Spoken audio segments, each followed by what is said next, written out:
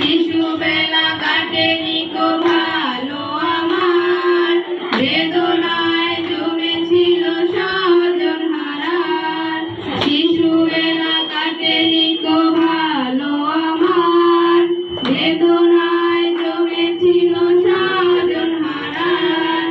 পরিবার খুঁজে পাই স্বপ্ন বাঁচাই, এসো পরিবার খুঁজে পাই স্বপ্ন বাঁচাই। শত ফুল ফুটি মোরা একই আহার, সুখে দুঃখে একই গল্প ভালোবাসার। শত ফুল ফুটি আমি বলবো শুভ শুভ শুভ দিন, তোমরা বলবে মাছরাঙা টিভির জন্মদিন, ঠিক আছে? শুভ শুভ শুভ দিন, শুভ শুভ শুভ দিন,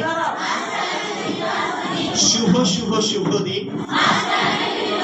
অনেক অনেক শুভেচ্ছা মাছরাঙা টেলিভিশনের 14 বছর পূর্তি এবং স্যার আন্টি ওদেরকে খাইয়ে দিচ্ছেন। আমাদের অধ্যক্ষ খালেদা খানও রয়েছেন, তিনিও বাচ্চাদেরকে খাওয়াচ্ছেন। এটাও একটা আসলে ওদেরই খাবার। এত সুন্দর একটি নাম এবং একটা পরিচ্ছন্ন একটা আমরা আশা করবো এই চ্যানেলের মাধ্যমে বাংলাদেশে যে আমাদের যিনি দর্শক উনি বলছেন কথা সবাই সচেতন, কিন্তু উনি কিন্তু সবার চেয়ে বেশি এবং আমাদেরকে পরিচয় করবেন। যাই হোক, অনেক দক্ষ একজন উপস্থাপক। আমি এই ম্যাডামকে ধন্যবাদ জানাই। আমার স্যার বা সরকারি কলেজের সম্মানিত অধ্যক্ষ মহোদয়, যদিও উনি আমার বয়সের সমাজ অনুভব করতে থাকি।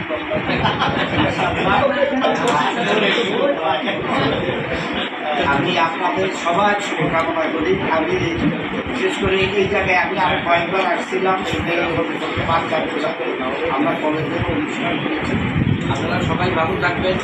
বিভিন্ন সাংবাদিক আছেন, তাদের প্রতিও আমার শুভেচ্ছা এবং আশা রাখি শুভ বছরে আমার আপনারা বিশিষ্ট শিক্ষাবিদ আমাদের শ্রদ্ধাভাজন জনাব জাহাঙ্গীর আলম হয়ে যাবে। আমি রবিনের সাথে একসঙ্গে পেরে বলতেছি যে কার পক্ষে কথা বলবো, মাছরাঙা নাকি এই প্রতিষ্ঠান।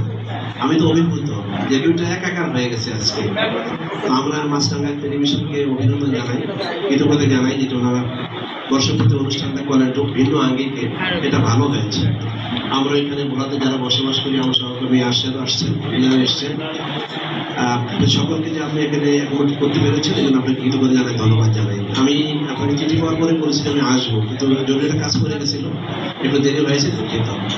আর সাথে আমাদের সমাজকর্মের যে কর্তৃপক্ষ রয়েছেন এখানে, ওনারা আমাদেরকে আয়োজনের সুযোগ করে দিলেন, তাদের কৃতজ্ঞতা জানাই। আমি খুব আপ্রাপ্ত হয়েছি যখন এই সন্তানরা আমার সামনে আসলো। ওদের বাবা মানে খুব কষ্টের বিষয়টি। আমি আপনাদেরকে আশ্বস্ত করতে চাই, যদি আপনাদের কোনো কাজে আমরা লাগি, আমাদের প্রতিষ্ঠান বা আমি ব্যক্তি, আপনারা আমাদেরকে নিঃসন্দেহ সম্পূর্ণ অবশ্যই থাকবে। এটা আমাদের ইমানের পরিচায়ক। আপনারা শুনে মাউন জানেন, প্রথমেই বলা হয়েছে যে আখিরাতকে যারা অবিশ্বাসী তাদের চিনতে চাও, তার এক নম্বর হচ্ছে তারা এতিমদেরকে দূর দূর করে তাড়িয়ে দেবে। এটা এক নম্বর বৈশিষ্ট্য বলা হয়েছে। এতিমদেরকে যারা তাড়িয়ে দেয়, আশ্রয় দেয় না, তারা আসলে আখিরাতে বিশ্বাসী নয়, তাদের ইমানই নেই।